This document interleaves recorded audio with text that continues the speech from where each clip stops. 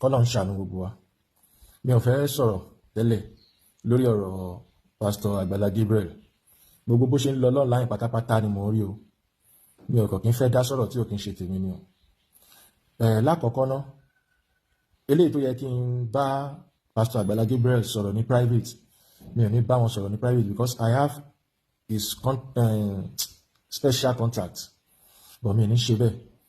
Wọ́n ní bó pẹ́ bóyá òdodo á hàn, bó jẹ́ bóyá irọ́ á hàn. Kí ló dé tó fi jẹ́ pé Ọlọ́run kò sí lẹ́yìn olódodo náà? Kí ló dé tó fi jẹ́ pé gbogbo àwọn tó bá ti ń ṣoore wọ́n máa ń fẹ́ kàbùkù? Inú ọ̀rọ̀ ẹ̀yin Christian náà ni màá lọ. Ẹni Jésù ẹni tó mọ tó láàánú èèyàn lójú ni. Bọ̀ kí ló dé tí wọ́n fi rí kàn má gbélébù tí páyé fi ka? Á jẹ́ wípé téèyàn bá ti ń ṣe dáadáa láyé yìí, ó máa ń dàbí ẹni burúkú ni. Mo ti rí fídíò àwọn èèyàn bíi 8 tó ń ké gbàjarè sí Agbala Gabriel. For example, ẹ jẹ́ ká kọ́kọ́ wo lady yìí. Ẹ̀ka sọ gbogbo Nàìjíríà, ìyá bẹ̀rẹ̀ láti ó dé ìlú okòwò ẹ̀jẹ̀ ràn mí lọ́wọ́ ìṣàánú mi o. Kò sẹ́ni ọkàn tó ṣù mẹ́rin ni olówó àtọkọ mi ti sálọ, kò sẹ́ni ọkàn tó lọ́wọ́. Ó fún ìyá mi ta omi ò lẹ́nu ọkọ̀ ìjẹ́ ìṣàánú mi o. Àìsí sọmọ fẹ́ta ara aṣọ fún mi, kò sí ọkàn lọ́wọ́ ìjọ tó lọ. Ẹ ràn mí lọ́wọ́. Kò sẹ́ni ọkàn tó lọ́wọ́ nígbà tá a lè wà fẹ́ yàfọ́ lọ́wọ́ ìjọ tó lọ ìṣàánú fún mi. Ẹ ràn mí lọ́wọ́ mẹ́ta ní fún mi ìjọ tó lọ ràn mí lọ́wọ́. Kò sẹ́ni ọkàn ẹ̀yin tẹ́ wà nínú ìbọn ìjọ tó lọ ràn mí lọ́wọ́. Ẹ̀yin tẹ́ wà lókèrè ìjọ tó lọ ẹ ràn mí lọ́wọ́. Agbala Gabriel fún àṣẹ ìjọ tó lọ ẹ ràn mí lọ́wọ́. Ìjọ tó lọ program yìí ni ò ní jẹ́ kí n play gbogbo fídíò tí mo rí. Ẹnìkan náà wà ó rọ́ lẹ́sẹ̀, wọ́n ń pariwo Agbala Gabriel, Agbala Gabriel, Agbala Gabriel. Nǹkan tí mo kọ́kọ́ fẹ́ sọ bẹ́ẹ̀ ni pé kí ló dé tí àwọn yìí tí wọ́n pe àwọn foundation tó kù tí wọ́n máa ń sábà tako Agbala Gabriel, tí wọ́n máa ń sábà bú Agbala Gabriel, tí wọ́n máa ń sábà sọ̀rọ̀ àbùkù sí Agbala Gabriel. Agbala Gabriel gbé máa kan wá lẹ́nu ọjọ́ mẹ́ta, is an old man.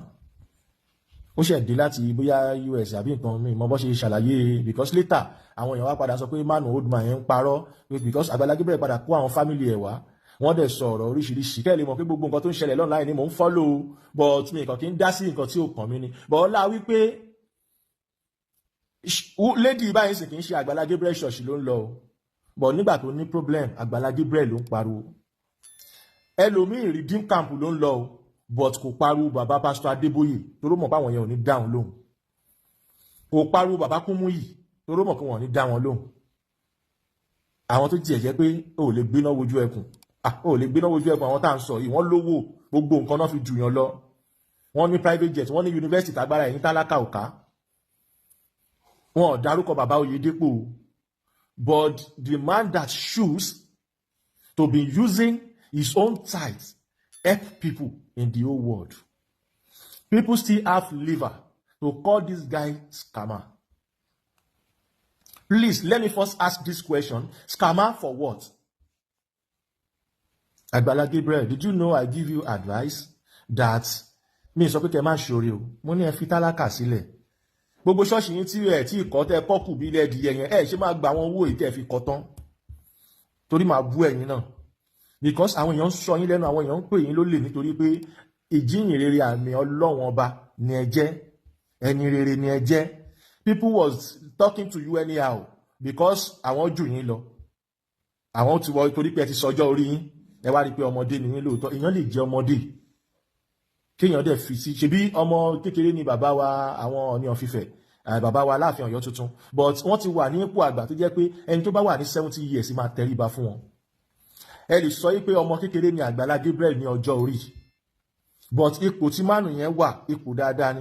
Mi ò wish Agbala Gabriel pé wọ́n bímọ tuntun, mi send the voice note sí wọn. Mo mọ̀ pé wọ́n bímọ, mi ò send the voice note sí wọn. But ọjọ́ tí wọ́n bímọ, tí mo gbọ́ pé wọ́n bímọ, mo dẹ̀ print fọ́tò wọn jáde. Mo tan candle 16, àṣírí ni mo sọ fún yín. Mo dẹ̀ ṣe àdúrà fún wọn yín pé ọmọ yẹn kò ní yàn kú láíláí, ọmọ yẹn máa tẹ́gbẹ́, ó máa dé èèyàn ni. Mo ṣe àwọn the necessary thing tí mo mọ̀ pé agbára tèmi ká gẹ́gẹ́ bí báwọn ṣe jẹ́ ẹni mímọ́ tẹ́ ń pè lẹ́ni mímọ́ torí ojú mímọ́ làwọn èèyàn máa fi ń wo ẹni tó bá gbé báìbù dání ẹ̀dẹ̀mọ̀ báwa ta bá ń ṣe ṣògùn yẹn ojú míì làwọn míì máa fi ń wò wá that is why tá a fi pè bí wọ́n ṣe ń pè nítorí pé ẹni mímọ́ làwa náà kódà ọkàn àwa tá à ń ṣe ògùn gan ó mọ́ ju ọkàn ẹlòmíì lọ tó náà ń gbé ìwé kinní kan dání mo wá ṣe mo fi súre fún wọn mi ìkọlù wọn àti lọ bá wọn ń bàdàn kọ àti pè wọn pé mò ń bọ̀ kán jíwèé ọ̀nà fún mi kọ kò le tó yẹn àmọ́ téèyàn bá nífẹ̀ẹ́ èèyàn dénú kò ń ṣe dandan kó ṣe àṣehàn kì í ṣe dandan kó jẹ́ kó mọ̀ pé I love you no mo súre fún wọn mo súre fún ìyàwó wọn mo súre fún ọmọ wọn tán bí yẹn nǹkan tí mo jẹ wọn ni mo sàn yẹn torí Ọlọ́run ọba nìkan ló lè sànyàn lẹ́sàn-án orí téèyàn bá ń ṣe notice pé mi ní problem láti ìgbà tí mo ti ń ta nǹkan ẹ̀ṣọ́gun ìdí tí ò jẹ́ kí n ní problem ni pé tí n bá ti gbowó ẹ lọ́wọ́ ẹ máa ṣiṣẹ́ ẹ̀ fún ẹ mi ò ṣe nǹkan ọ̀fẹ́ ṣe rọ́jọ́ tí n bá ti ń sọ pé iṣẹ́ yìí o ọ̀fẹ́ ni o ọjọ́ yẹn láyé ọlọ́ta mi ti bẹ̀ sí ń bàjẹ́ torí pé àwọn èèyàn máa reconcile wá wá sínú memory wọn tó pé gbogbo ẹ tó bá ti ń ṣe oore ìkà ló máa ń jọ lójú wọn. ṣe rántí time COVID-19 2020 pé most of àwọn tó ní big church ìgbà tó di pé àwọn èèyàn lọ ṣọ́ọ̀ṣì mọ́ online gidigbe báyìí ní DSTV náà fi account number sí all over the world ló ń pay tithe tó fi ra private jet tó fi kọ́ kinní kan 200 million ṣọ́ọ̀ṣì kinní kan ṣọ́ọ̀ṣì tó yẹ ibi owó tó yẹ ká fi kọ́lé iṣẹ́ àwa fi ń kọ́ sọ àsọpá àǹkọ́lé Ọlọ́run Agbala Gabriel wá fi ṣọ́ọ̀ṣì tiẹ̀ sí mo rò pé ẹ̀ ní ṣọ́ọ̀ṣì yẹn dáadáa ṣá owó tó yẹ ká Agbala Gabriel wá fi kọ́ ṣe irun rere tó yẹ kó fi gbèrò gíga sí rárá ẹ̀ ó wá bẹ̀rẹ̀ sí ní fi ń tọ́ ó bẹ̀rẹ̀ sí ní fi ṣe oúnjẹ fáwọn èèyàn ní ọjọ́ Friday ọjọ́ Sunday gẹ́gẹ́ bí bẹ́ẹ̀ mi ṣe mọ̀ bẹ́ẹ̀ mi ṣe rí àwa mẹ́nìkan jáde pé lọ́ba all over the world láti gbẹ́ nìkan dé ẹ bá wa ràn án lọ́wọ́ àwọn èèyàn mentality àwọn èèyàn wá ń rí máa nìyẹn as a scammer but àwọn tó ń fowó ra private jet tó ń lo mọ́tò ńláńlá tó ń kọ́ ṣọ́ọ̀ṣì ńláńlá tó ń ní yunifásitì táwọn ọmọ ẹ̀yìn tẹ́ ń pè ẹ̀gan Agbala Gabriel táwọn ọmọ yóò lè lọ bẹ̀ àwọn èèyàn kì í ṣe scammer ẹ̀yin èèyàn mi mo fẹ́ bá sọ̀rọ̀ ṣẹ́rí ẹni dáadáa kò kí ń fojú rí hàn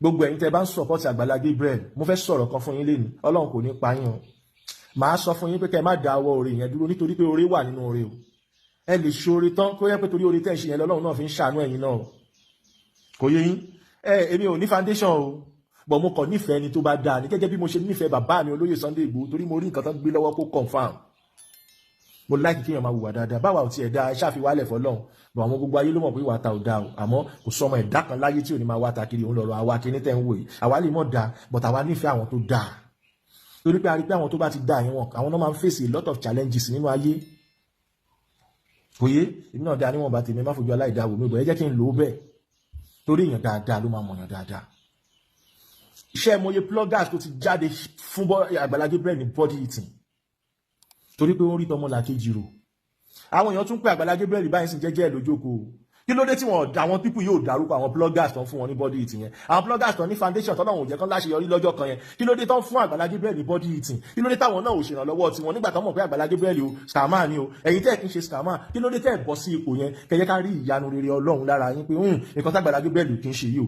ẹ̀yin máa ṣe yọrí Agbala Gabriel sọ̀rọ̀ kan lẹ́nu ọjọ́ mẹ́ta orí tí Muyideen bá padà wá kọ́kọ́rọ́ ilé ẹ̀ wà ńlẹ̀ òun máa tún fún orí fọ́ mi mo ní ẹ̀dẹ̀kì bó ṣe sọ̀rọ̀ yẹn pé yé but wẹ́ bọ́lọ̀ tí ẹ ṣe dá nìyẹn Agbala Gabriel ẹ ní kú tọmọtọmọ ẹ ní kú tayátayá o I use this program to support you that you are a good man ojú tẹ́nìkan kan bá fi wò yẹn tó bá ń sẹ́ndì owó tẹ́lẹ̀ tí ò bá sẹ́ndì owó mọ́ ìṣòro ayé títí ẹ̀ nìyẹn o kò fi ìyà jẹ ẹ̀yin o ọlọ́bọ́lọ̀ ṣe ran yín lẹ́yìn ṣe torí táìtì tẹ́ offering yín lẹ́ ń gbà kẹ́ fi ń tọ́jú àwọn èèyàn yín o offering tó yẹ kẹ́ máa fi láyé tó fi kálukú ń du ti ẹ̀ yìí ẹ̀yin wá gbé ti yín sílẹ̀ wá ń du tàwọn ẹni tẹ́ mọ̀ Ọlọ́run á bá yín gbọ́ ti yín o gbogbo ẹ̀yin obìnrin tẹ́ẹ̀dẹ̀ wà nídìí àti máa pe Agbala Gabriel ní scammer ṣé mọ̀ pé ẹ̀yin náà ń bímọ ṣá nǹkan táwọn ọmọ yín máa face ẹ̀ tí mọ̀ kankan mi ò ní sọ̀rọ̀ débẹ̀ ẹ̀ tí mọ̀ kankan ẹ̀ ṣáà múra sí bullying tẹ́ bá mọ̀ bullying ẹ̀ múra sí kò yé ìgbà méjì ní àwọn ìmọ̀ yóò yàn kò lọ fà rárá.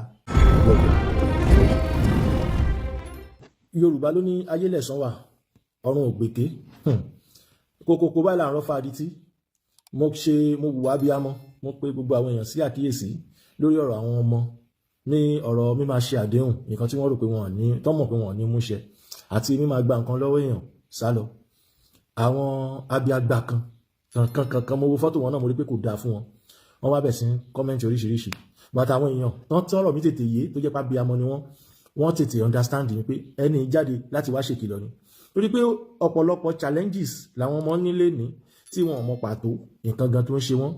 Ẹlòmíì máa sọ pé ogun ayé ni, bóyá family náà ti fi nǹkan bá ní, bóyá gbá kan ní oríṣiríṣi ẹmọ̀ téèyàn bá bọ́wọ́ sọ́wọ́ wrong person, àwáwí oríṣiríṣi lẹ́kọ̀ọ́ máa gbọ́ láì ṣèwádìí kan pàtó nǹkan tó ń ṣe nìyí.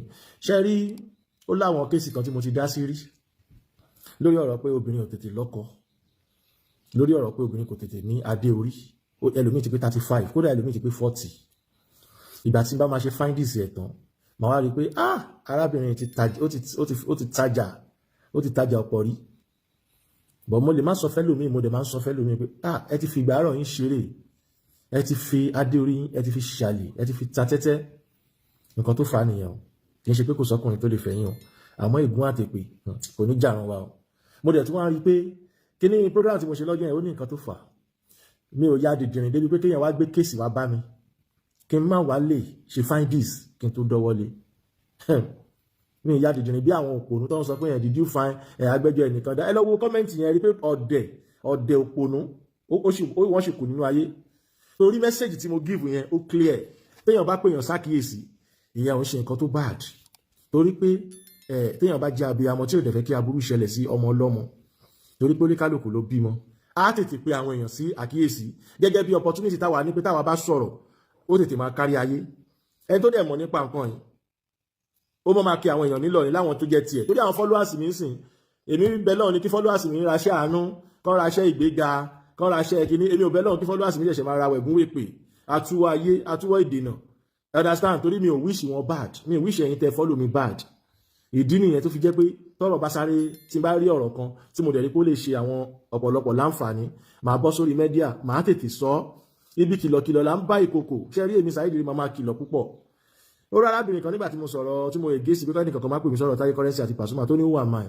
Mo kọ́kọ́ sèfù fọ́tò ẹ̀ láti kó lè mọ bí mo ṣe jẹ́. Wọ̀wọ̀ àánú abiyamọ tún ṣe ní mo tún delete fọ́tò yẹn jẹ́ fọmọbìnrin ilẹ̀kùn máa bá tiẹ̀ lọ.